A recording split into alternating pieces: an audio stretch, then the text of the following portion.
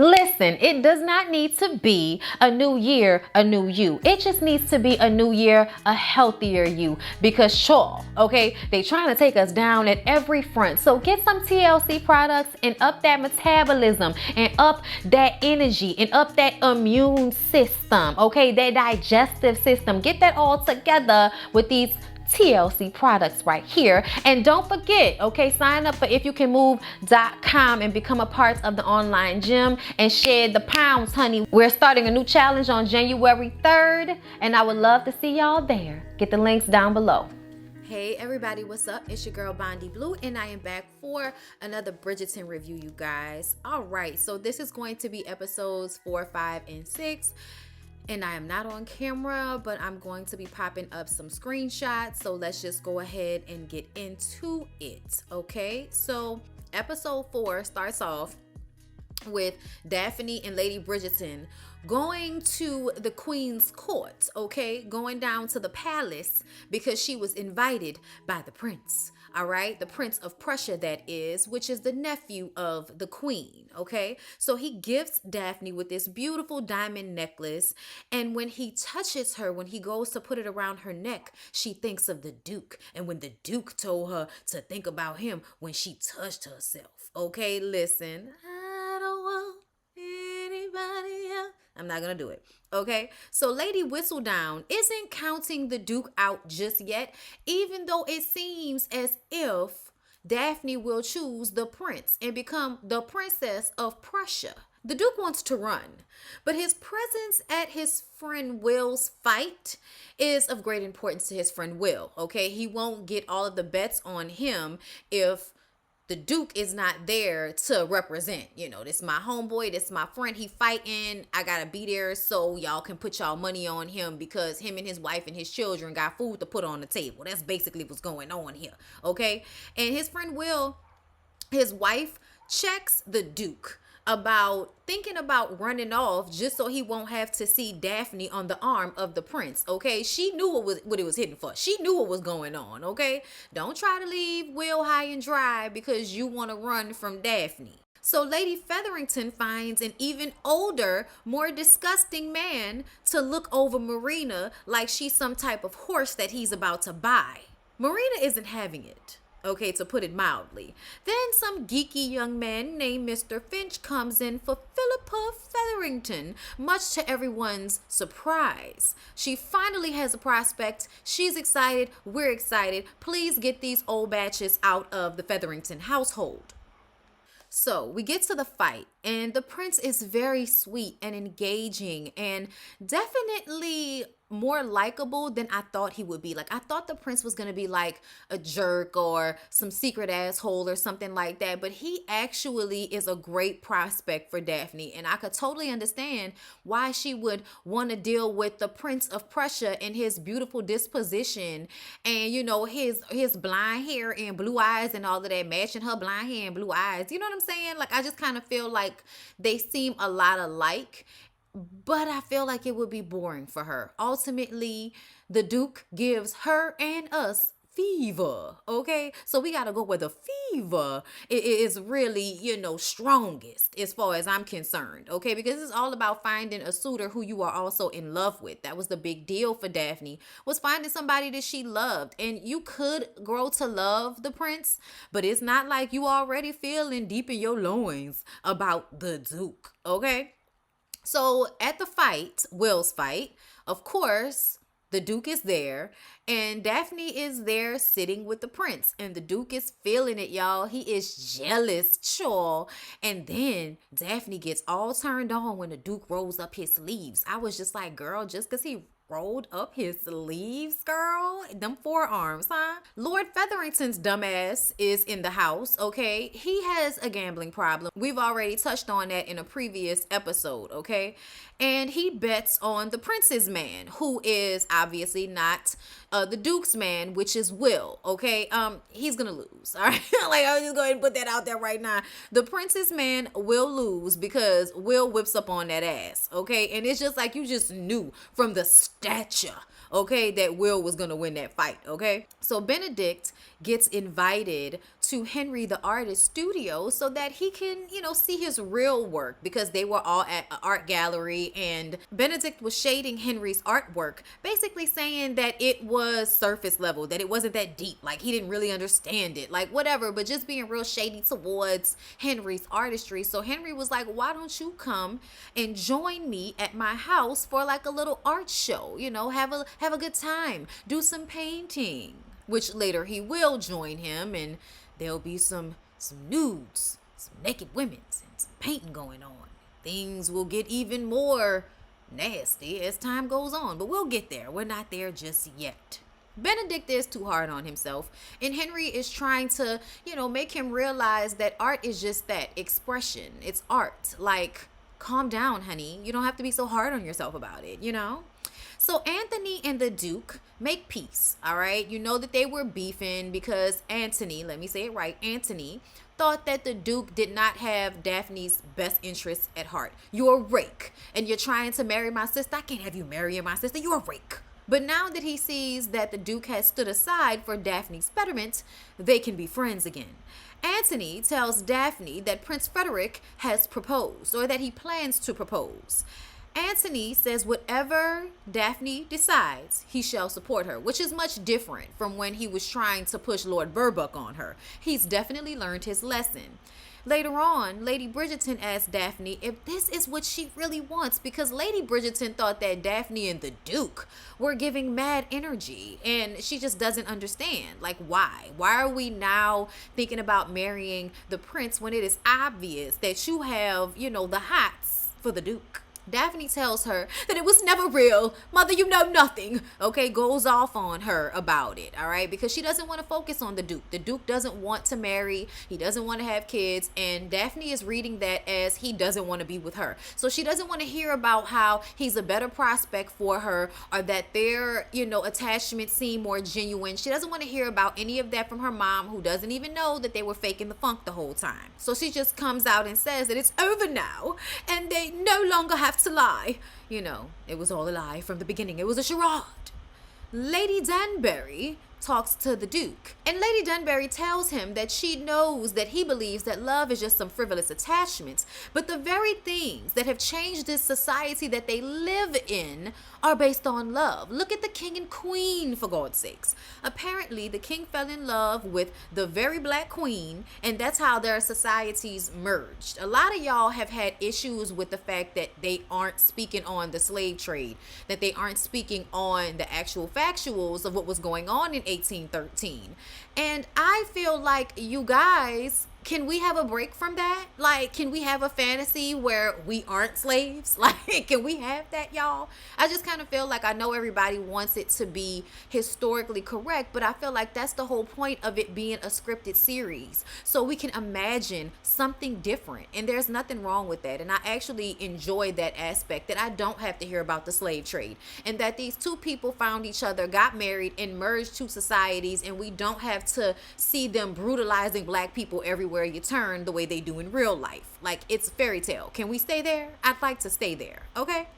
So the Duke says that if the king decides to change his mind on a whim, he can, and then he will separate societies all over again. Love secures nothing. Okay? And I'm just kind of like, I feel like it's a toss-up. It's a toss-up, because there have been many a thing that love has secured in life. Okay, it definitely secures some things, but yes, at the end of the day, love is not secure all the time, because it has its whims and flows as well. But I feel like he is just using that as an excuse to stay mad at his dad. His dad really wanted them to retain their status. His dad felt the urgency of retaining that status, and I think that is what he gave to Simon. The knowledge that at any moment, if they aren't excellent at all times, that this status that they now have because of the joining of the king and queen can be taken away. He's already aware of that. So for him, The idea that love can secure anything, it is not real for him, because it didn't secure anything in his family. It didn't secure his mother. It didn't secure his father's love for him. Like, none of that was secure for Simon. So I feel like his outlook is different, but it's coming from a place of fear and anger and contentment and a little bit of bitterness. Okay, so there's another ball, and Philippa is engaging further with Lord Finch, but her father, of course, Lord Featherington, says something to run him off, and he won't even give her a glance as the ball goes on throughout the night. Cressida is upset that Daphne chose the prince, taking her out of the running. And I'm just like, Cressida, even if it wasn't Daphne, it probably wasn't going to be you, sis. But okay. The prince plans to propose that night. He and Daphne are dancing, and he plans to get down on one knee that night. Antony is staring at Sienna while she sings on stage, and Lady Bridgerton sees it and brings over another girl for him to talk to, because she does not want her son with the likes of Sienna, who is on the outside of society. Colin rescues Marina from that nasty old man that Lady Featherington was trying to throw on her. And the prince tries to propose to Daphne, but she runs outside for some air, and then the Duke shows up and says that he's there to say goodbye. He wasn't there to say goodbye, okay? He was at home packing things up, and the painting that his mother loved, that Daphne explained to him, showed the beautifulness and the peacefulness of the countryside and what that must have felt like. He decided to save that painting and have that, brought back to him at his home instead of being in the museum. So when he was packing his things up, he's like, what is this painting doing here? And whoever his stewardship or his Viscount or whatever the hell you call it, his butler, child, his butler was like, oh, sir, don't you remember you asked for us to have this returned to you? And it was very hard to have returned to you. So the fact that you don't remember, it's making my nerves bad right now, but this isn't about me. But yes, it puts him in the mind of how much he loves and feels for Daphne. So now he's shown up outside the ball, okay, to tell her goodbye, but really, it's not goodbye. Daphne says that you said we were never friends, so I don't need a goodbye or an apology from you. He asks if she truly thinks that the prince is the best man for her. She says that he is perfect for her and she's going to be a princess, which sounds good, okay? A duchess, yeah, that sounds cute, but a princess sounds really good, okay? She storms off into the garden area and he runs after her. And then he grabs her and they kiss and they start making out, which they not supposed to do, because now people gonna think he's ruined her, especially if he doesn't marry her. I mean, this will ruin her for the Prince of Prussia. Antony comes out, sees them, and punches the shit out of the Duke. Because now you have to marry my sister. If not, she will be ruined. The Duke doesn't want to marry Daphne. This goes against everything he promised to his pa on his deathbed. That he would not take a wife. That he would not have an heir. Antony challenges the Duke to a duel. Because you're not going to defile my little sister's innocence and then tell me you just can't marry her without any real explanation. We going to fight to the death. Now, at this point, duels are illegal. But if you get the right person with enough land, y'all can meet up and do what y'all got to do. Okay? On their way home, they have to go back into the party, and Cressida makes a comment to Daphne. She knows what happened. She was able to see from her perch on the balcony that something occurred between Daphne and the Duke. Daphne begs Antony not to do this, not to go through with this whole duel, because she cannot deal with either one of their deaths on her hands. Antony says that the family's name is on the line. What about the rest of the children? Okay? Everybody has to get married. Everybody has to come out into the social circle at some point. And if she doesn't play her cards right, she will ruin it for the rest of her sisters. They can't have that. The Bridgerton name cannot be lowered in social standing. Eloise, okay, let me say the name right. I don't know why I was calling her Fiona. I think my notes might have just got messed up, and it was just that in my notes. So I was just reading my notes and it was wrong in the notes. Y'all had to remind me a million times that her name was Eloise. Y'all even asked me who Fiona was, as if y'all didn't understand who I was talking about in the context. But I'm going to put up a picture so we can see this is who I'm talking about, Eloise. Are we clear, everybody? Is everybody okay? Did y'all live through me making that kerfuffle? Are y'all all right? Oh, okay, let's go ahead and get back into it. So Eloise is searching for Lady Whistledown and searches her servant's room. When she's caught, the servant laughs at her for thinking that she had the time, okay, with the amount of work that she has to do to take care of their household, to be Lady Whistledown. I don't have time to sit down and write about what other people have going on when I'm cooking and cleaning for all of y'all in this house. Give me a break, okay? I was so glad that the lady said that, like, ma'am, I am a servant, okay? And we servants, for real servants. Y'all damn near don't even wipe y'all own ass around here. Lady Featherington searches her husband's office, looking for something to reveal what the hell is going on and why he turned away Philippa's suitor. Okay, a fine suitor. Why would you turn him away? Marina talks to Penelope about how she wants Colin to propose to her so that he can save her further from a life with some nasty old man. Penelope is so upset about it because she has a thing for Colin, but she won't say anything about it because Colin has never shown any interest in her. I also feel like she doesn't really believe that she can have him, but she just doesn't want Marina to have him, and she's trying to pretend like it's about the lie that Marina is going to tell about the baby being his, because that's the plan. You know, Marina is going to put that cat on him, put it on it early, and he won't be able to really tell because back then they didn't know, how many months a woman was along. They just knew at a certain time to expect a baby. And from 7 to 9 months, 7 to 10 months actually, is around that time. So he could be the pappy, give or take a few months, all right? If nobody said anything. But Penelope is pissed. Eloise shows up to Penelope's back door because she feels like she's figured out something about Lady Whistledown. We have to think about who it possibly is now that we know that it's not a servant. Penelope is pissed, like I said, so she goes off on Eloise and tells her that she doesn't have time for this little girl shit that she got going on, which completely breaks Eloise's heart. I mean, Penelope is the only person that she really, confides in this way. So for her to rebuff her in such a violent manner, well, she ran off in tears and Penelope felt like shit after. Lady Featherington finds out that Lord Featherington is in debt up to his damn knees. He even sold their daughter's dowries, and he owes Marina's dad some money too, which is why Marina is there staying with them. When she confronts him about it, he cries like a damn baby, bends himself over her shoulder and asks for her help. And this is when we realize that men really shouldn't be running shit in every household. Some of y'all are not equipped. It's obvious that Lady Featherington would make better decisions as it pertains to her household than her husband. But because he has a penis, somehow that entitles him to make decisions. Anthony, knowing that he might die in this duel with the Duke, goes to Sienna's place to be with her one more night. And at first Sienna was like, I am not here to be your bed wench, okay? But he told her that he could possibly die in a duel, so she lets him in and they go ahead and hunch. Then at dawn, Anthony goes out to the fields for the duel. But Daphne gets Colin to tell her where the Duke and Anthony are supposed to meet. At this point, she also remembers that Cressida must have saw her in the garden for her to make the comment that she did when they were leaving. Anthony tells Benedict to take care of Sienna if he dies during the duel, and he and the Duke set out to kill one another.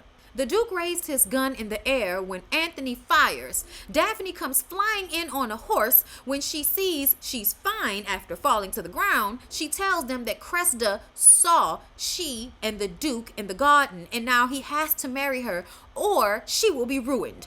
He tells her that he can't give her children. She insists that they marry anyway. So at this point, she's willing to give up her future as a mother in order to protect her family's legacy. So basically what we're saying here is that our girl is taking one for the team. Now, episode 5. Lady Whistledown writes about the engagement between the Duke and Daphne, which she knew eventually would happen, much to the Queen's chagrin. She thought she was going to be preparing for a wedding between the Prince of Prussia and Daphne, but oh no, now it has been put out in Lady Whistledown's pamphlet that the Duke has secured Daphne, and her box. Daphne has a conversation with the Prince of Prussia, and she expresses her feelings for the Duke. She says that even though he is a sweet man and probably would make her a great husband, she cannot deny her emotions and her affections for the Duke. And the Prince of Prussia really is a good man. Frederick is a good guy because he wishes them well, kisses her hand, and walks out gracefully. A class act. I mean, damn. You know, in a lot of these situations and a lot of these fairy tale queendom type of situations, I feel like often these men are the assholes. The ones that, you know, really are like the suitor, the anti-suitor, or the one she might have chose. Usually they're an asshole, okay? But in this story, he's actually a good guy. And she chose the rake, which is the Duke. But we all understand why. Child, that's real life. In real life, women choose the rake. When Daphne and the Duke present themselves as betrothed the next day, he is cold and distant and jerks his hand away from her in front of people. Lady Dunbury and Lady Bridgerton are watching nearby. Of course, they have been trying to get them together this whole time, so they definitely are noticing something is amiss. But they've gotten what they wanted out of the situation, which is for the two youths to get engaged, okay? Daphne and her mother go to visit Madame Delacroix's dress shop to get more dresses for the wedding day and the wedding night. Cressida is there, and she lets it be known that she saw Daphne and the Duke in the gardens without a chaperone. She thinks that Daphne used the prince to make the Duke jealous, and now she has forced him into marriage. I was like, Cressida, you thinking about this way too hard, sis. And you're wrong, but whatever. Daphne tells Cressida that she will be a duchess soon, and it is better to be the friend of a duchess than the foe of a duchess, okay? Get your life, sis. Don't come at me like this again. That was basically what she had to tell Cressida, because Cressida always coming at somebody with that snarl in her face. Get the snarl out your face, Cressida. Don't come at me again, okay? Check yourself before you wreck yourself, sis. The Duke and Antony meet up at the church so that they can get a special license for Daphne and the Duke to marry soon. The Duke says he will not accept a dowry. He does not need to be paid to marry Daphne, and they should just put it in some sort of account for her. The Archbishop comes in and tells them that their wedding license has been denied. The Queen is pissed because her prince nephew has been rebuffed. Lady Dunbury says that they should appeal before the Queen and plead their case. Of course, they're worried about doing this because they can't just lie to the Queen. She would be able to tell that they were lying. Benedict goes to Henry's, and a party turns into an orgy. He gets it in with Madame Delacroix and Henry's wife, unbeknownst to him. He also walked in on Henry in the throes of passion with another man. Something he's going to need some explaining about later on. Penelope overhears Lady Featherington and Marina discussing her seduction of the young Colin in order to get him to marry her and trick him into thinking that the baby is his. We know Penelope is not going to be happy about this. She's not even happy that Marina is interested in Colin, let alone that they're going to pretend that that baby is his. And y'all, we finally get a scene where we have a clear understanding of the Queen and her relationship with the King, whom of which we have not seen the entire show. We find out that she does love her husband, very much so. It didn't seem that way to us because she was always asking if he was dead. But it turns out that the King has dementia, and it is very painful for her to be with him because one moment he's lucid, and another moment he's flipping out thinking that she killed his daughter when really his daughter passed and he doesn't remember it. Very painful to watch. Like, we see that the Queen obviously is bored and, you know, putting her sights on other people's situations because she can't deal with her own. The Duke wakes up at his friend Will's place with his beautiful wife and their 3 children, and it gives him a little perspective before he goes to the Queen with Daphne to plead their case for the special license to marry. At first, Daphne is boring the Queen, okay? The Queen is sitting up there like, girl, I do not want to hear about how this was love at first sight for y'all and this and this and that and this. She wasn't believing it. But the Duke says, to tell the truth, it wasn't love at first sight. They didn't even really like each other, but they found friendship. They've been fooling all of Mayfair for some while. Fooled them into thinking that they were courting, but they started to enjoy each other's company so much that it was hard for them to stay away from each other. He says it took the prince coming along to make him realize that he wanted Daphne to be his wife. The queen says you are lucky to understand that friendship is the very best part about marriage. And she gives Daphne the choice of whether she wants to marry the duke or not. And so they marry. And it's just the family and Will and his wife there, and of course Lady Dunbury. The reception was popping though. Everybody was in attendance. Daphne and the Duke haven't had a moment alone as of yet. And it's starting to feel rather weird. He just basically poured out his heart to her in front of the queen, and they haven't even had a conversation about it in private. Penelope is trying to convince Marina to choose another suitor, but she is dead set on Colin. Marina asks Colin to take her somewhere more quiet, so he does, and she tries to put the moves on him, but he says they cannot. He will not betray her honor, and then he asks her to marry him. He wants a wedding at the end of the summer, which by then it will be obvious that the baby isn't his. So even though Marina agrees to marry him, she knows that she's going to have to do something in order to make it seem as if that baby is his. The queen overhears Eloise speaking to Lady Dunbury, asking if she may be the real Lady Whistledown. But she says no, but when she finds out, let her know. The queen enlists Eloise to find Lady Whistledown. Since you're looking for her, let me know if you find out who that bitch is, okay? Because the queen does not see it for Lady Whistledown. Benedict is introduced to Henry's wife and realizes that he smashed her at the orgy party. Very, very awkward. Now Benedict is even more confused because he didn't know what to think of what he saw when he saw Henry, in the throes of passion with that young man. And now he finds out that he slept with Henry's wife while Henry was in the room with the man, which obviously his wife knew. Antony informs Daphne how the Duke wanted to put her dowry in a trust for her instead of taking it on, as money or payment for their marriage. Lady Bridgerton attempted to talk to Daphne about her wedding night, but did not get into detail. So Daphne is about to go and have sex for the first time and has no idea whatsoever what that entails. Thanks, Mom. Thanks. Thanks for sending me in with the wool over my eyes. I appreciate it. So Daphne and the Duke leave for their wedding night, and they have to stop at an inn. Much to Daphne's disappointment. She thought that they would be at his home in Hastings or, at one of the many estates I'm sure he has. Then she finds out that he requested separate rooms, and they're both about to lose their shit, okay? He's pacing back and forth in his room. She's pacing back and forth in hers. Finally, they talk, and he can't bear the misery he has caused her. He has spent the last 3 days in agony because he knew she wanted nothing to do with him. She wanted family and kids, a love match, and yet she's been forced into this situation. He tells her everything he said to the queen was true. He is hers, and he always has been. He burns for her. She tells him, "You burn for me? I burn for you." They burn for each other. They kiss, and then he says he wants to show her more. He undresses her. He brings her to the bed, and then he pulls that thing out. And he tells her, "This may hurt." Y'all, when I tell y'all, I was not ready for how good this scene was, child. They hunched for the first time, but then he hurry up and pulls out when he comes, which confused us. What's going on here? We understood that something was happening. I was like, is he pulling out before he comes? At this point, I'm noticing it, right?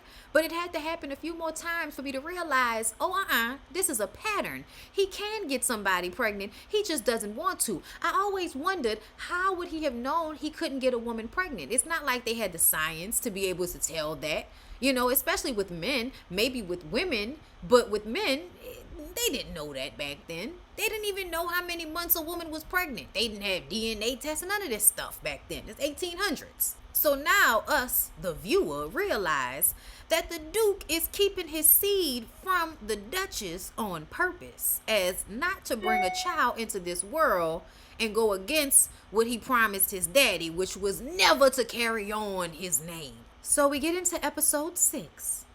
Daphne and the Duke return to Hastings, and Miss Coulson, the lady of the house, has plans for them, but they have plans of their own, plans to hunch. She thought they would have separate rooms. that is customary. But the Duke says, I think not. Colin announces that he has proposed to Marina, and it seems as if Lady Bridgerton was not happy about it, but she tells Anthony to just smile and congratulate Colin and Marina on their nuptials. Anthony is really not happy about it and tells Colin as much. Colin really wanted his brother's approval, but Anthony says he will not give it to him because he's too young. And it's just kind of like, what you mean he too young? He older than Daphne, but somehow it's okay. Y'all, it's crazy to me how women are expected to be mothers and wives at such a young age, but they're not mature enough to make their own decisions. You know what I'm saying? And then here is this grown-ass man, Colin, choosing a woman to be with, and he's not old enough. I was just kind of like, what the hell are y'all talking about?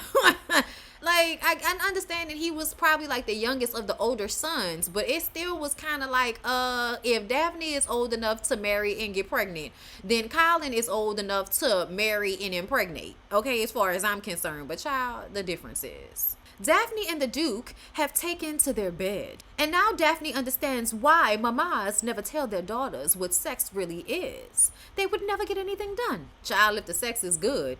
But very often it is not. You have lucked out, Daphne. Okay, I know y'all talk about how fast the Duke comes, but at the end of the day, child, I have had some rather quick sessions myself and still felt like I'm good after. Okay, so I don't know how fast it was, but this is TV land, y'all. I think the Duke is wearing it out. Daphne has to impress Miss Coulson. Okay, so they take a tour of the house, and Miss Coulson is not happy about Daphne giving orders and wanting to change things, which I'm kind of like, well, what you thought? When you got a mistress, when a duchess came and took over the house, what you thought was going to happen, Miss Coulson? This is not your house. You just work here. Child. Then they changed the seating at dinner. Instead of Daphne sitting all the way on the opposite side of the table from the Duke, she sits right next to him because they want to talk. They want to see each other. They want to touch. They like each other. Okay? Everybody was so taken aback because Daphne wanted to pick up her own plate because the Duke wanted to pull out his wife's chair. It was just kind of like the fact that y'all are disturbed by having less work to do.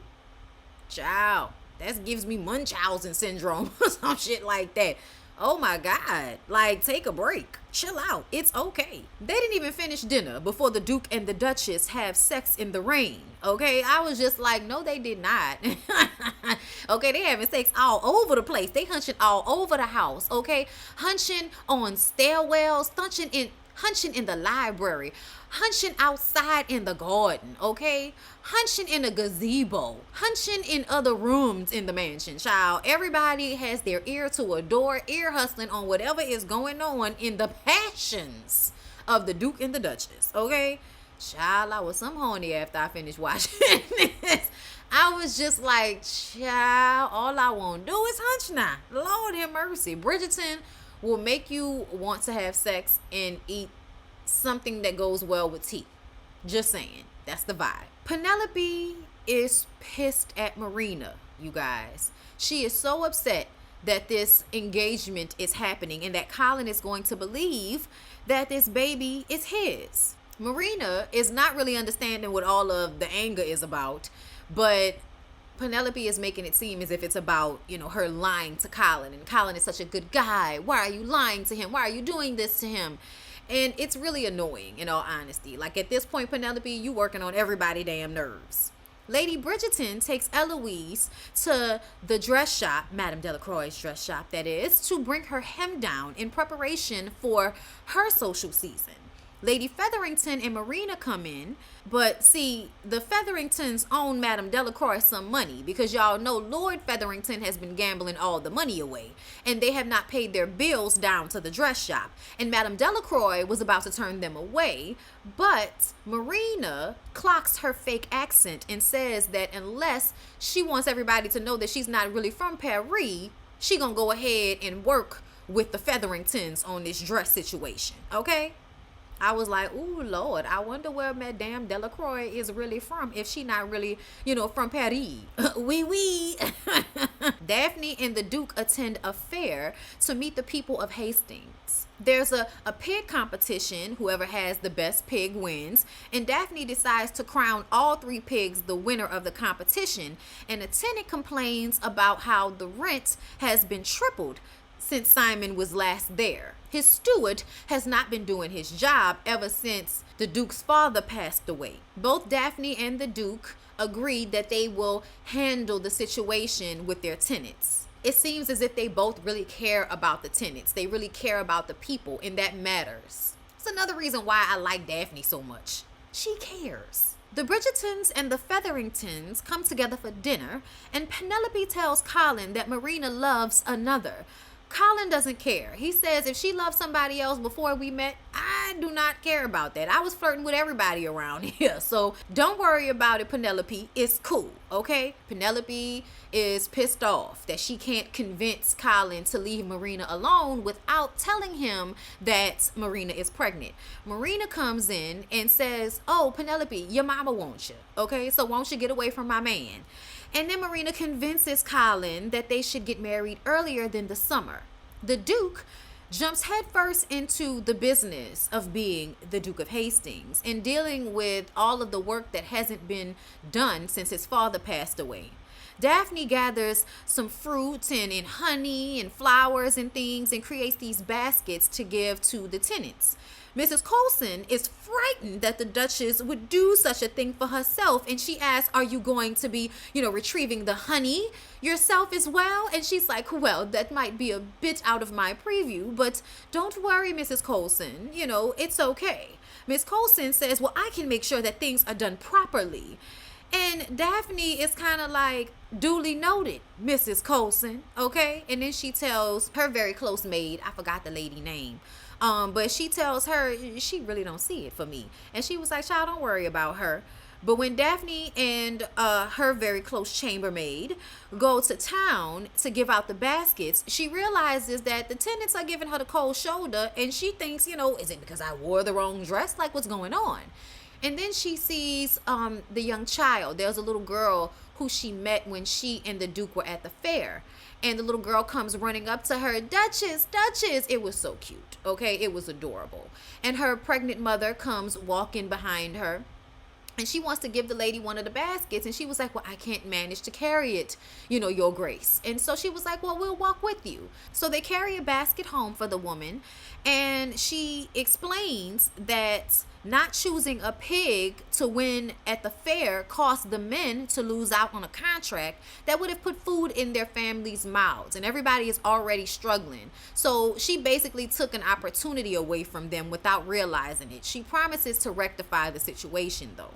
Daphne then takes it upon herself to invite Mrs. Coulson to tea to get a little tea on the Hastings family and what it has been like for Simon growing up. And what she finds out is that Simon was basically raised at that home alone. His father wasn't really there, and his father wasn't really that good to Simon's mother because it was all about her getting pregnant. And she was not supposed to keep trying to get pregnant, but she did. And then she passed once they were finally blessed with Simon. So it gives Daphne a clear picture of what happened with Simon and his father and why he doesn't have an attachment to the home or any of its decorations, because he basically told Daphne that she can do whatever she wanted to do. Penelope is going through her mother's things, and then she goes through Marina's things, and she's looking at Marina's letters from her baby daddy, her real baby daddy that's in the war. And this is when Penelope discovers that the handwriting is different. She figures out that Lady Featherington forged the last letter denying Marina's child,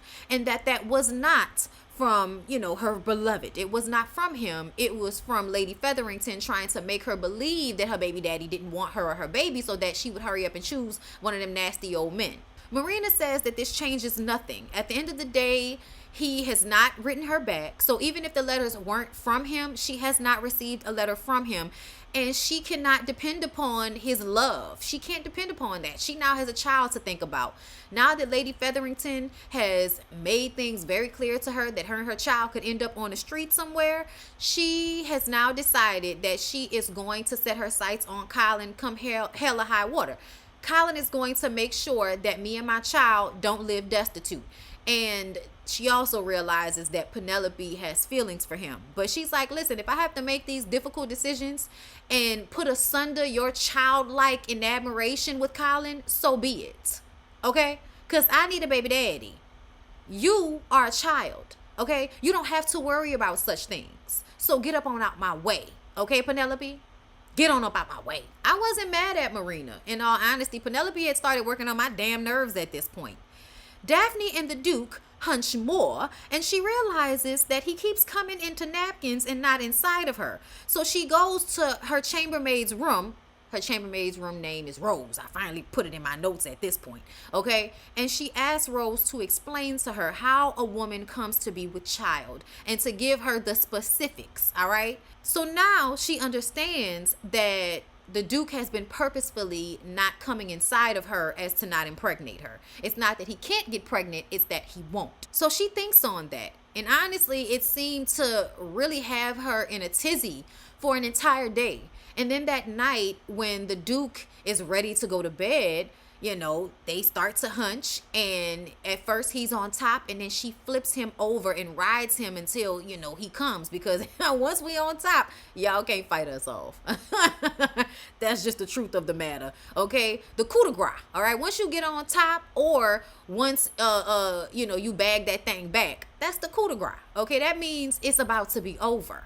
And she purposefully did that.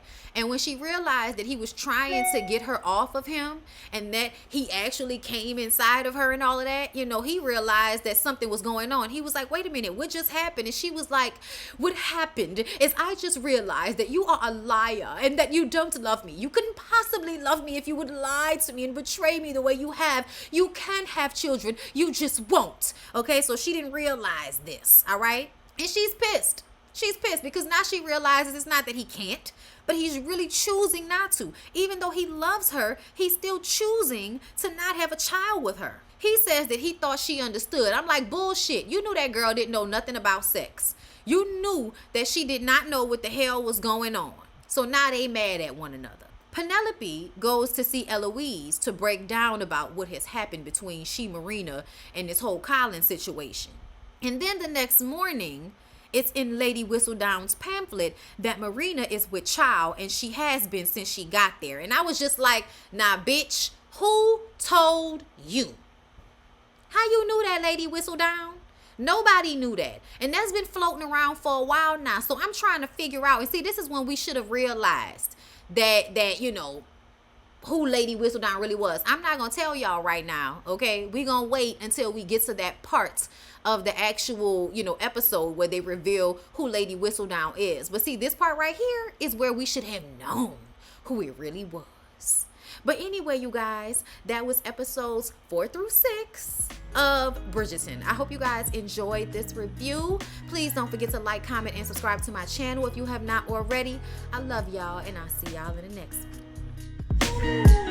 one.